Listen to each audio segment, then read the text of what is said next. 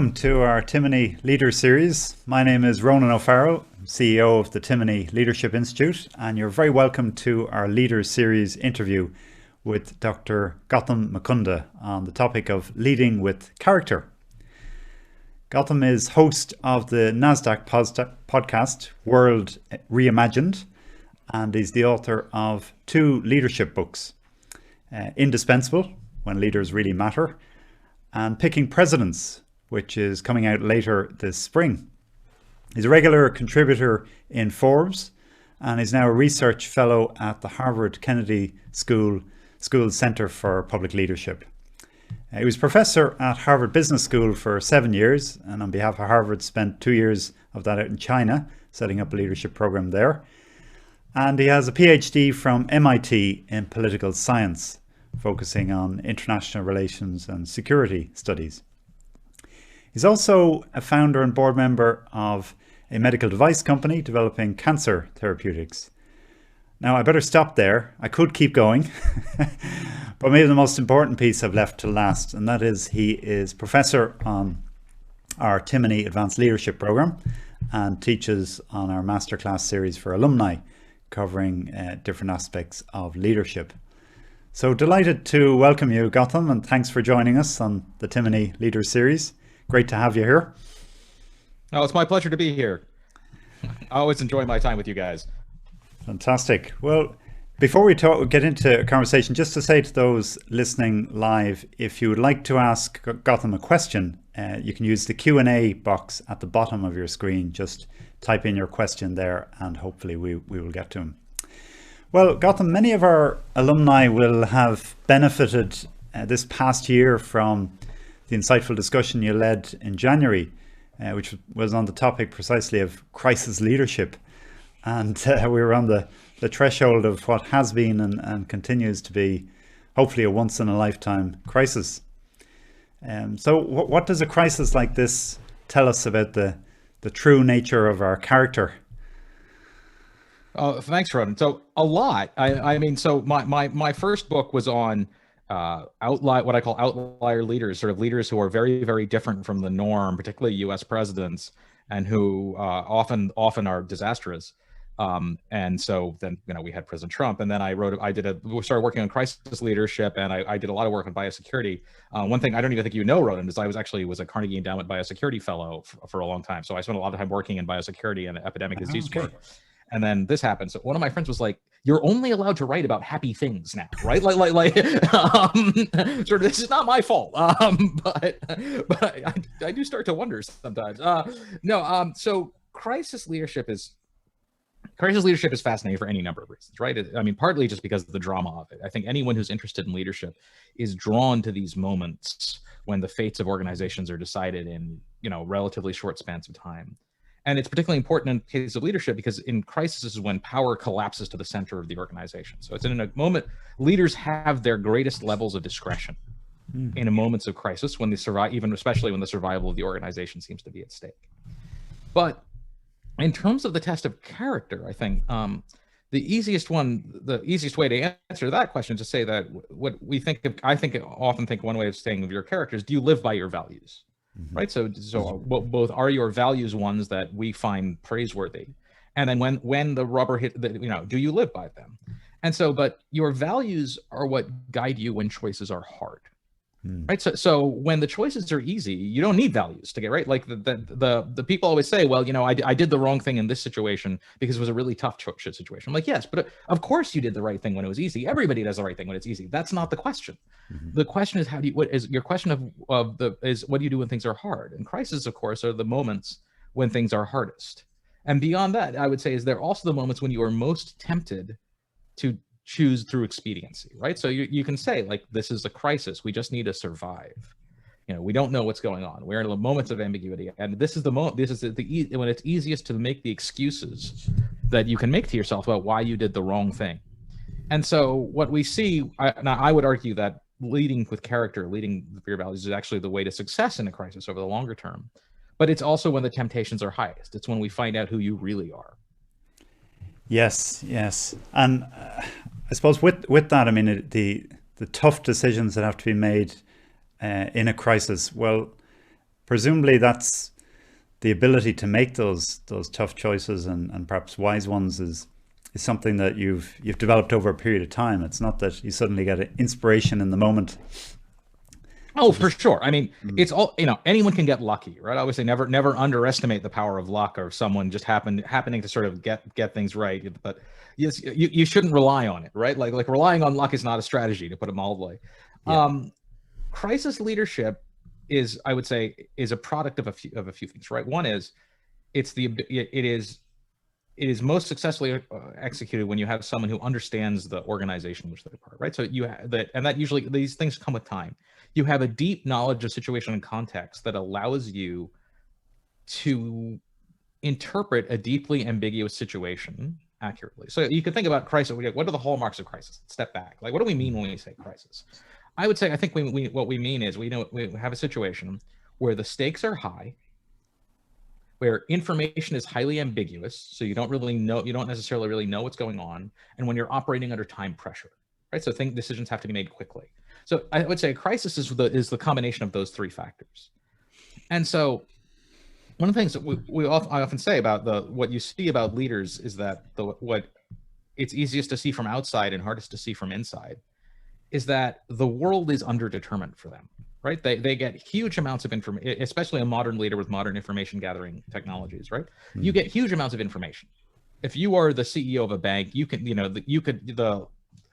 no human being could read in a year the amount of data that is available to you on a daily basis, mm-hmm. right? And so the issue there is it's very, very easy to pick and choose from that information in order to get to conclusions that affirm your priors, right? It's very easy to believe what you want to believe. And that is not talking about someone doing that deliberately. I'm not saying, the people who do that, when someone does that deliberately, we say they're dishonest, right? And that is, in fact, sort of the ultimate level of intellectual dishonesty is picking and choosing the information to support what you want to know.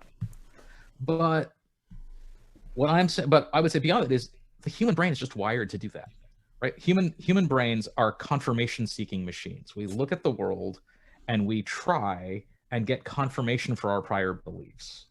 In a very profound way, we are wired not to be right, but to feel right, which is a very different thing. Mm-hmm. And so in a crisis where information is coming into you, right? So there are two such things. One is your priors, your beliefs about, say, how the business should operate are in some way probably wrong.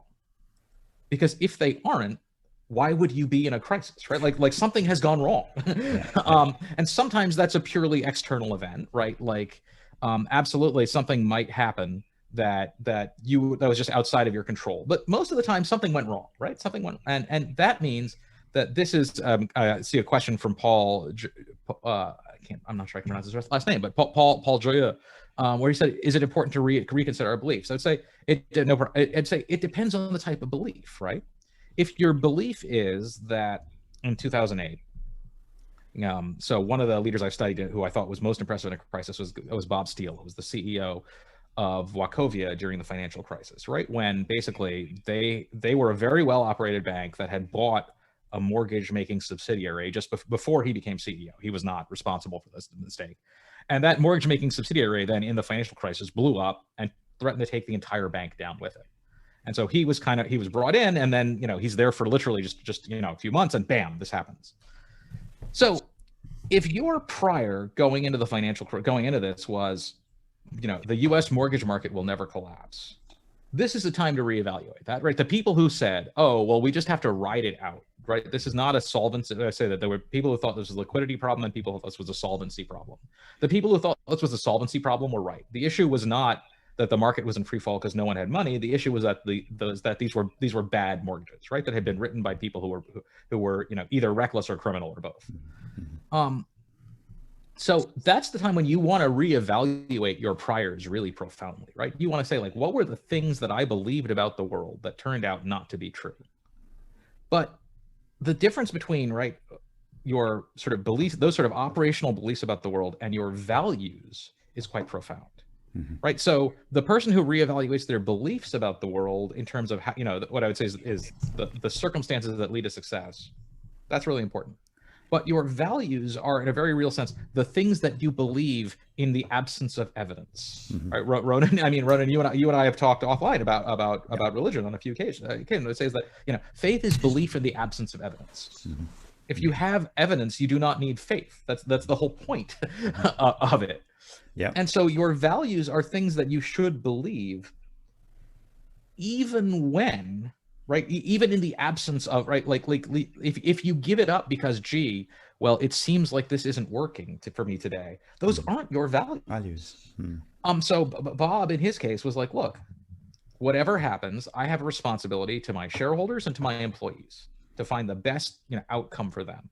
And I would like to keep the bank independent, but if that means I have to sell it, then I have to sell it. If that means that I need to take personal risks, and he was sued for literally billions of dollars by Citigroup personally at one point, then I will take on that risk as long as I can get to a better outcome for my people. And as he said to me very proudly, you know, when he ended up selling the bank to Wells Fargo and stepping down, as he said to me, like, at the end, so Wachovia is headquartered in Charlotte, North Carolina. It says, so 2 years after the financial crisis, Wells Fargo employed more people in Charlotte than Wachovia had. So he had rescued, right? I mean, that's a whole town, a whole city that whose economy was crucially dependent on sort of doing that, and he was able to do that because he had a particular way of thinking his way through managing a crisis we can talk about. But I would say he was able to do that because Bob combined, you know, flexibility in tactics with certainty on values, right? Where he was like, this is what I stick to. And that duality was really, really important. And we can talk about lots of other leaders who I think this is as well. And those values that, let's say, underpin the character that one develops. So where can people search for those, find those? Oh my goodness. I mean, so I think many people come from many different routes. So I will say, I mean, you know, they're standard answers, and despite the fact that they're standard doesn't make them wrong, right? People draw them from religion, they draw from families. I will pick one that I think is atypical. I think we vastly underestimate the character building effects of reading, right? Of reading good books. And like I genuinely believe that the reading we do, fiction in particular, especially when you're younger, shapes who you are in profound ways. Like every person who wants to be, every ambitious person, right, who should read Crime and Punishment. It should just be a requirement. If you are an ambitious human being, you should read Crime and Punishment, right? Because Crime and Punishment sort of beautifully lays out, and it's not a didactic novel, right? But you cannot read Crime and Punishment as a thoughtful person and not come out with it realizing that what Dostoevsky is actually doing is laying out, this is how talented, ambitious people go wrong, right? This is the sort of mistakes they make. It doesn't have to be fiction, although I think fiction can be extraordinarily powerful.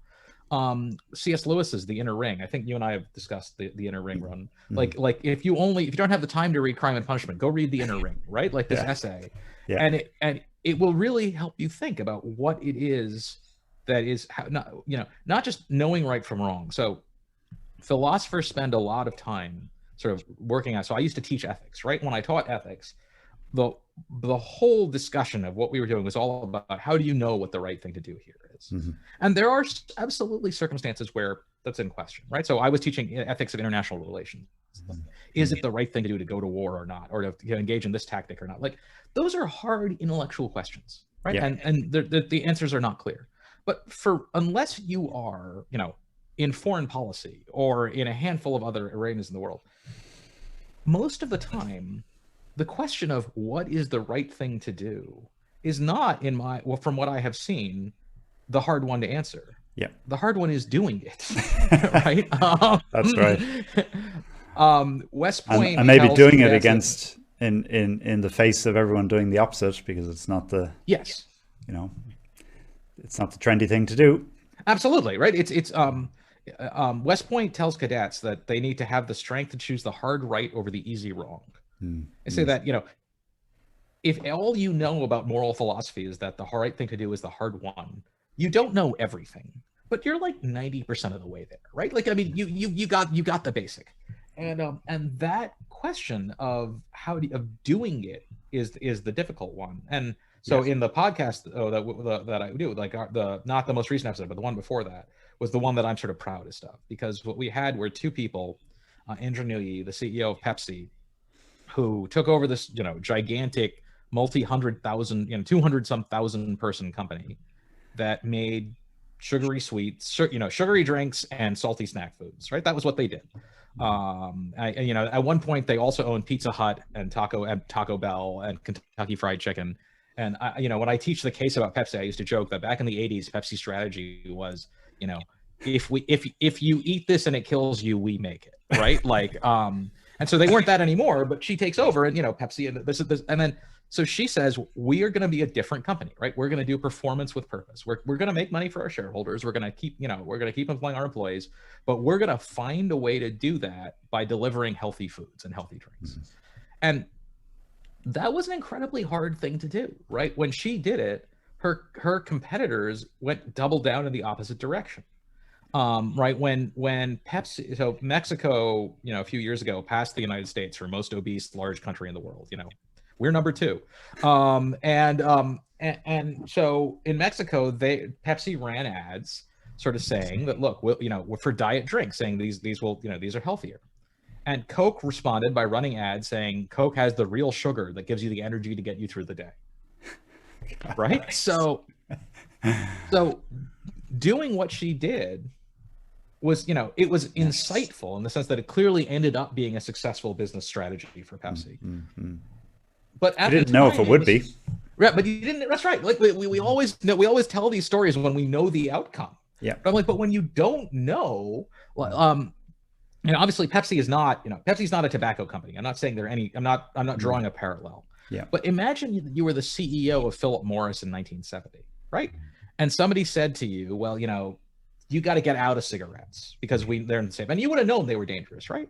Like, as a business person, that would not, like I would, if you were the CEO of Philip Morris and decided you were going to do that, my bet is the most likely outcome is the board fires you, right? Because that it is not clear what the business alternative is, and most boards are really interested in making money. So what she did was very brave. So the other person who was on that podcast was a guy named Everett Spain, who is colonel in the United States Army, who's the head of the Leadership Development Department at West Point, and he did his PhD with me at Harvard. And Everett is, as I said, I'm not, like, he's one of my best friends, but I have no, like, I embarrass him horribly in the podcast by saying, he's literally my hero. He is the person I most admire of any person I've ever met in my life. And he's tremendously accomplished. Like what I'll say is we say a few things about what he's done in his career in the podcast, but like that is a vast understatement of like the scale of what he's actually done in his professional life, right? But the other thing he did is he was also at the Boston Marathon bombings when the bombs went off, and he saved several people's lives by applying a tourniquet and running into the smoke and flames. And at risk to his own life, saving several others. Showing real courage. Yeah, it was the podcast was the first time. Everett is, among other things, the humblest human being I've ever met. And the podcast is basically the first time he's ever spoken about this in public because I asked him to. And I think it's important for him to tell that story. Air that, yeah. So you just mentioned there humility. And courage came up before that as well. So these are key traits really of the kind of character that you like to have as a leader. No, that's what I say. Is what Everett says is, and I think if I wanted to know how to develop leaders of character, I would always ask Everett, right? Both because it's his job and it's because of what he lives. And I don't know that he used this word, but I'd say Everett, like almost anyone in the military, is a virtue ethicist, right? And virtue ethics is that what you learn to do the right thing by doing it repeatedly. Essentially, that moral muscles are like physical muscles. The way you strengthen them is by stressing them over and over and over again. And so what he says is he watches people, right? Like when he trains cadets, what he says is if you do the right thing in the small things, over and over and over again, it will build to the ability to do the right things in the big ones. So one example is the bridge that connects Harvard Business School and the rest of Harvard is called the Soldiers Bridge, and it's built in memorial to Harvard men who died in fighting in America's wars.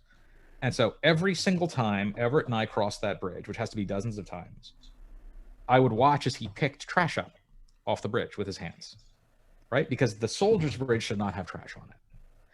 And that is doing the right thing in the small things, that it adds up to doing the right ones, and eventually in the big ones.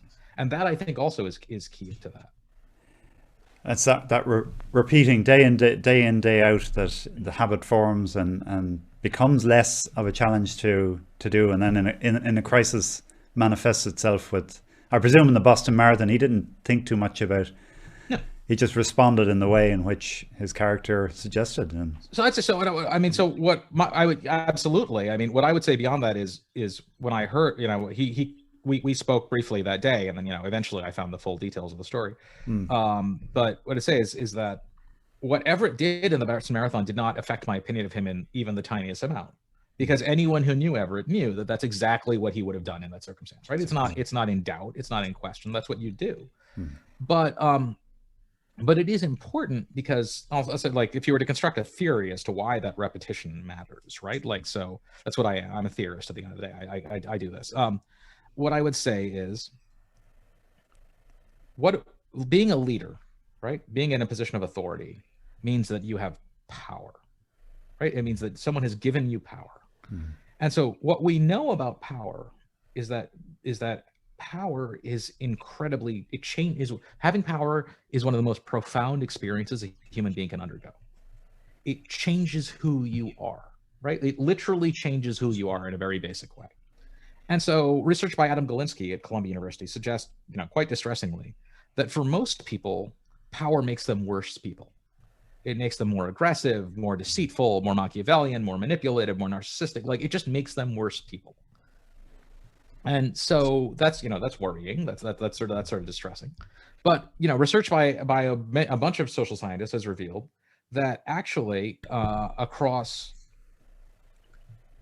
people, there's this relatively small fraction of people for whom having power makes them better people. They become more altruistic, more community oriented, more honest, right? So that's interesting. So what's going on here?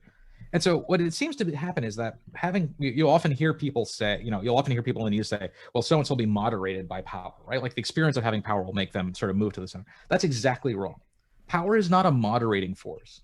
Power is a liberating force, right? Once you have power, you don't have to pretend to be someone you're not in order for people to give you power. You've got it.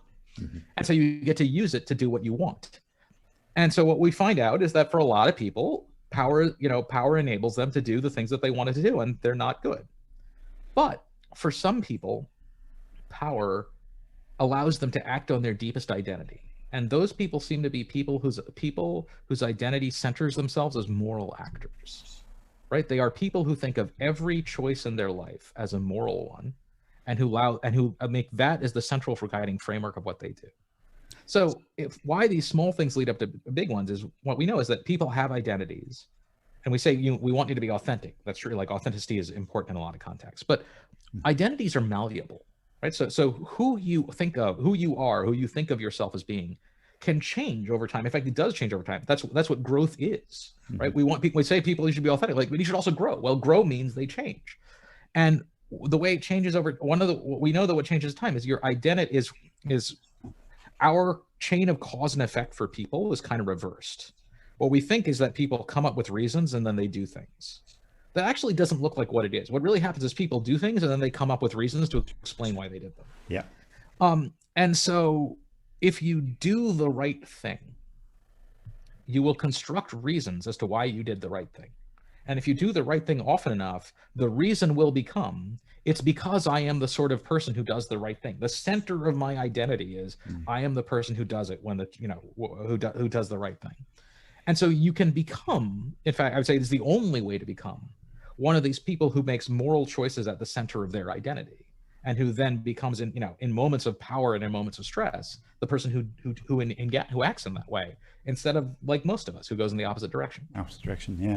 And you mentioned there, I mean, just building on that, like, how you develop that over time. It's not just, I suppose, in starting out on that journey, very often the example of others, starting with your family and friends and so forth. But even what you were saying, walking across the bridge, seeing other people in a leadership role, living out their character in this way, living virtues, essentially good habits, that really does have an impact. It was a Benjamin Franklin said, good example is the best sermon. That sort of thing that oh yeah, it goes through our eyes, more than our ears. So mentorship and sort of that sort of development, I think, is so crucial. And like heroes are important. It's not just about heroism, but having these people. So I act the way I do with students because my mentor Stanley Hoffman acted that way with me, right? And so that's the way you should behave, right? Like, so Stanley always had time for me, so so I always have time for my students, even when there are things in my life that but that was how he did. That's what he did. And, it says he never sat down with me and said to me, "This is what I expect of you." It would have been something if he had, but he didn't need to. He lived it. And that, I think, is absolutely true. That we develop. So I said this in at least 2 of the podcasts, right? Being human is a team sport. We're never human alone. We're not fully human alone. In fact, John McCain, when he was a prisoner of war in North Vietnam and he was tortured by the North Vietnamese for years, McCain said that the worst part of that experience was not the torture. The worst part was when they had him in solitary confinement, right? He would rather have been he would rather have faced that than solitary. Mm-hmm. And I mean, and this is, the most profound statement you can imagine about how deep the human need is for being with people. Yeah.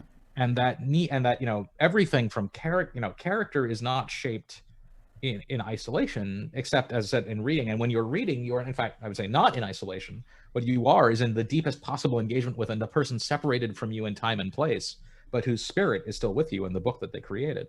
Mm-hmm. But it is shaped in groups, and with this sense of, okay, this is what this person did, and so I can live up to it. Yeah, that's very interesting. And you'll have often heard it, I'm sure, yourself from executives, but this idea that, it's lonely at the top. Mm-hmm. Being at a leader is lonely place to be, and very often when it comes to making key decisions, it can be quite difficult because they don't necessarily have the all of the knowledge and experience to know what's best to do in the moment. So yeah, go ahead. No, I was just thinking, like, what I mean, it strikes me certainly that being in the company of other leaders is a great way of learning from them and from sort of mutual encouragement and so forth, in a positive way, not necessarily in a group think, but getting challenged and learning from the example of others and how they're doing. I think so. I mean, so I remember when I first started studying CEOs and sort of working with them, I was always surprised by how much they kind of hung out with each other. And it's easy to make fun of, right? Like, and I am a fan I'm like a fan of making fun of, like, the pretensions of too many CEOs, and the egos is something that, needs to be punctured, both for their good and for ours. I do remember having dinner once with the CEO of a very large American corporation, who said to me, when I was the CEO, just retired, he said, when I was the CEO, I got constant criticism for the, like, cushy lives and the expense accounts and the high salaries and the private jets, and people would attack us all the time. And I would just think, if they only knew what my life is really like, they would be so much more angry. And I went, okay, okay, I like you. This is honest. Yeah, but but beyond that particular point, right? Like, I think, in a real sense, they talk. One of the reasons they talk with one another beyond that sort of stuff, which is drivers. If you're not in that situation, it's kind of hard to understand it.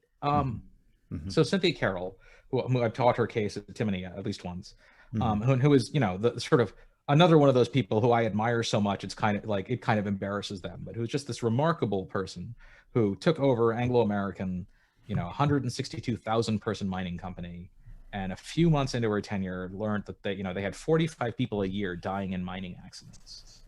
And that basically said to her board, I cannot support this. Like, I am going to fix this. I'm not going to run a company that kills 45 people a year.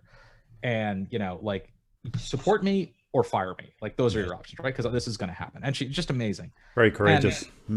And yeah, I mean, that to me is the center of it. Like the skill with which she executed that change operation is astonishing. And when when you go through the cultural change effort, it is probably the most impressive corporate cultural change effort I've ever studied.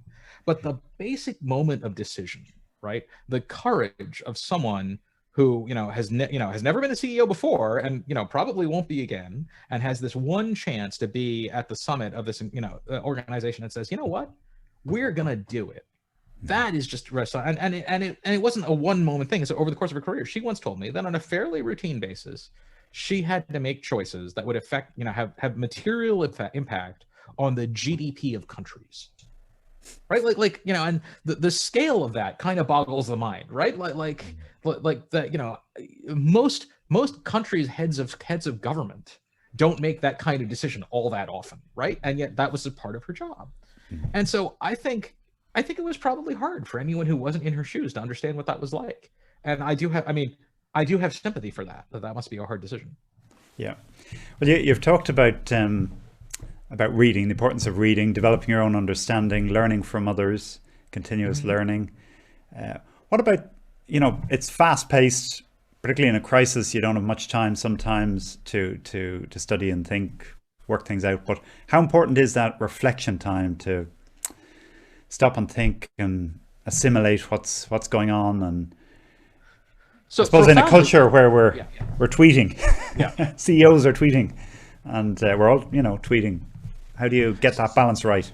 Yeah, so profoundly so. And so one is, right, so Henry Kissinger, not anybody's idea of a moral leader, but this is a like a good a good point.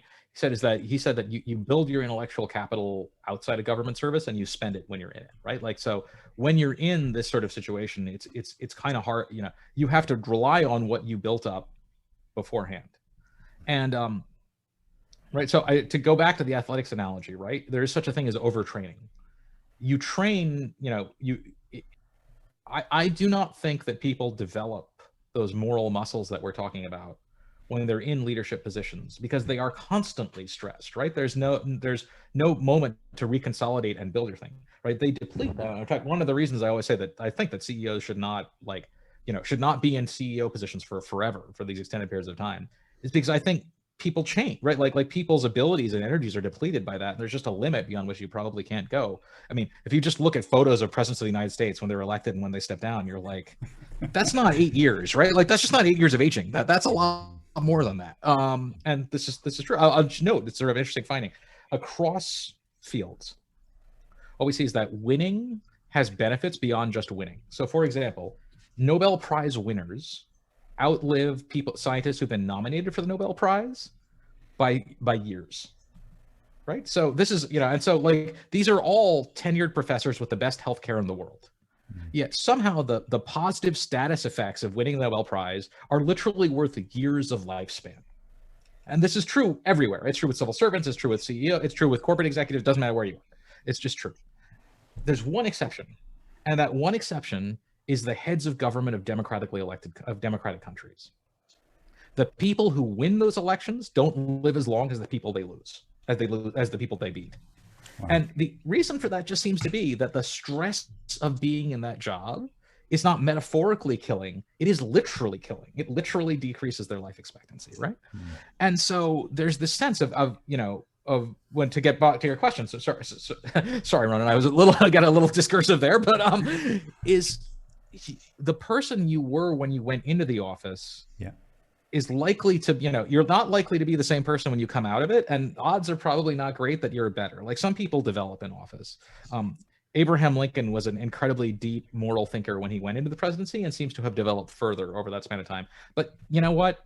You're not Abraham Lincoln. And if you think you are, you're really not Abraham Lincoln, right? Like, that's just not the category you want to work from. And so there's this sense of both developing before you come to these senior most positions. And the second one I just say is, I think creating this culture. One of the things you see when you study high performance, sort of leaders, is they make time to think, right? They make a very deliberate approach of scheduling time to give themselves, space. And the one thing I'd very much like to change is this expectation that leaders should respond to everything instantaneously, right? So I will be incredibly happy the day when somebody asked the White House press secretary, what does the president think about X? And the press secretary's response is, the president doesn't know yet, right? Like the president is thinking about it. He'll get back to you tomorrow, right? Or she'll get back to you tomorrow. That would be awesome. And I hope that we start to develop that, that expectation for people, that the biggest thing we can ask these people to do is take the time to get it right. And if they don't get it right, as we often don't get things right, what does a leader of character do? Admit it. Right. So, I mean, like, it astonishes me the extent to which leaders are unwilling to say, I got it wrong. Right. I mean, to the extent that we have data on this, there's nothing suggesting that people punish leaders who are honest about saying, tried my hardest, made a mistake. These things happen. So what I'd say is, I think we should be more tolerant for what I would call honest mistakes, people who are trying the best that they could and got it wrong. And way less tolerant for mistakes of deception, right? So early in his, early during the COVID-19 crisis pandemic in the United States, Anthony Fauci said masks are probably, I'm paraphrasing, but essentially said that masks probably aren't that important. Yeah, he was wrong. He was wrong. He said it. He's like, guess what? The science turned out I was wrong. That wasn't right. That was a mistake, right? That does not change my evaluation, which was true, which I had long before COVID-19, that Anthony Fauci might well be, the greatest, on the very, very short list of the greatest living Americans. But people who said, COVID-19 is not dangerous when all the evidence was there, right? They weren't saying that because they were evaluating the data differently. They were saying that because it was convenient to say that. We should have no tolerance for that that is a very different type of circumstance. We tend to treat them both, though, the same. Well, particularly in media and social media, if you make a mistake, you step out of line, particularly in a leadership role, you can get hammered. And that understanding, that sort of forgiveness or understanding of a genuine mistake, and we're learning from this, doesn't get much space, really. No. Well, what's interesting, right? So what I would say is, you get hammered on Twitter and on social media, and then, and then you are, right? Like, so I would say that one of the reasons Biden won the American presidential election is because his team was the one that did not care what anyone on Twitter said about anything, right? They were very open about this. They were like, we don't care. It does not matter, and we do not care. And so we are going to ignore it. And, like, people who live on Twitter, and God knows I spend way too much time on Twitter, like this was like a horrible mistake, because these social media tools shape your experience of the world, and these constant reactions and things, and there are people who troll you and whatever. And I was like, you know what? For most people who are not on Twitter, and for most like, the very fact that cycle times on Twitter are short means also that memories are short, right? It's like, we don't care is probably the right answer. So I do think one thing that we sort of would ask people to develop is a thicker skin for this kind of thing, right? Just say, like, okay, people on Twitter are harassing you. Okay, like, they're on Twitter. They have 13 followers, and you will never hear from them ever again, right? That's okay. And the next day you go on, move forward. You should care what your employees think. You should care what your colleagues think. You should care what your family thinks. Batman fan 1304 cares about. Probably not that important. Who cares? Yeah. Well, I know we probably need to wrap it up, but last week we were talking about the designing the future of work in one of our master classes, and this whole theme of human-centered, human-centric organizations, that there's more sort of openness, and perhaps through the experience of all that's happened over the pandemic, the remote working, the flexibility that's been introduced. Do you hold out hope for a better working environment, better balance in the way in which? I do. And the person I would recommend everyone here is my colleague and dear friend Sadal Neely, who was also a guest on my podcast on episode 4 with Vivek Murthy, the U.S. Former and soon to be, I hope, future U.S. Surgeon General, talking about remote work. And so Sadal has a wonderful book called The Remote Work Revolution. And Vivek has a wonderful book called Together, about the loneliness epidemic that's in most Western countries and what we can do about it. And it says, COVID-19 was a humanitarian catastrophe of the like that we have not seen in a very long time. Right? It is impossible to overstate the scale of the suffering, both the people who died and the people who lost, the people who knew them and who feel that loss, and also just the isolation and it's been tough on almost everyone. And some of us are very much luckier than others. I certainly say I've been incredibly lucky in how this has treated me, and it's been tough on me. So I can only imagine what it's been like for someone who hasn't been so fortunate. Yeah. But I do think that it has pushed us to change and adapt in ways that we can hope will eventually be really quite productive, right? I think we've all learned that we can do a lot more remotely than we thought we could. We may not have to love it, but so one thing, there was an article in Atlantic that made a wonderful point, right? That one thing that video conferencing used to be relatively rare, partly because of the network effect. That was, if you wanted to do it, you didn't really have any high level of confidence that everyone else you wanted to do it with, you wanted to video conference with, was able to, right? Or if they were able to, it would take a lot of effort on their parts. Yeah. And so it just wouldn't happen. Yeah. Now that absolutely everyone you're likely to want to speak to has the ability to get on Zoom, right? Like this is, and so the barrier to engaging in that type of thing is much lower.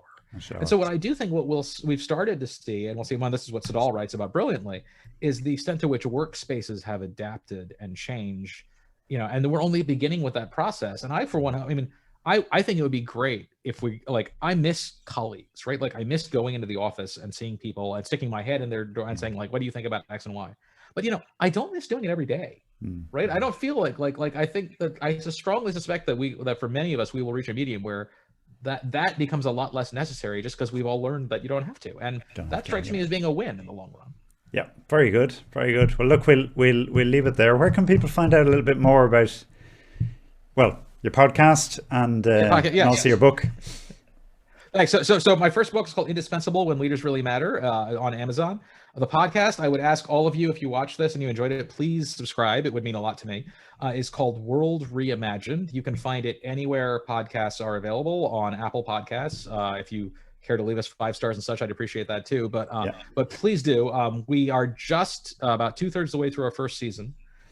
We've had Tom Friedman, the New York Times columnist. We've had U.S. Surgeon General Andrew Newey, Everett Spain. You will find a variety of other people coming forward who I think will be equally, quite a few names that you recognize and quite a few that you don't, but you'll want to hear from. So please do. But they're all fascinating insights. You give them a good interview and a good discussion. So well done on that, and certainly recommend it. Well, before we close, I'd like to let you know next Monday on the 8th of March, we'll be having a special webinar. It's with being the International Women's Day. We're going to have it on at 12 o'clock on Monday. And it's hosted by Laura Lynch of Laura Lynch Associates. She'll be joined by fellow alumni Nicola McNicholas from NUI Galway, and Michelle Vance of Lily O'Brien Chocolates, and Sharon Rowston of Music Network, all alumni of previous Timoney programs. So do subscribe to it. You'll probably get details in your email or WhatsApp if you're on our groups, or on LinkedIn as well. Over the following weeks, we'll have other interesting webinars on leadership topics as well, and you can pick up on those on our podcast channel or on YouTube as well. And then on the 24th of this month as well, we'll have Professor Rory MacDonald from Harvard, joining us for a virtual masterclass on innovating in challenging times. So that really looking forward to that. You'll be able to find more details about that on our website. Great. Well, we'll leave it there, and thank you all very much for joining us. Thank you, Gautam, for a very interesting discussion and a lot of depth to it. I'm sure we could have gone on for longer, but we'll pick it up again, and we look forward to hopefully seeing you back in the autumn for our leadership program, and maybe a masterclass if you have the time. So looking forward to that. Thank you very much. Take care. And thanks Claire and Alison for hosting us in the background as well. Take care.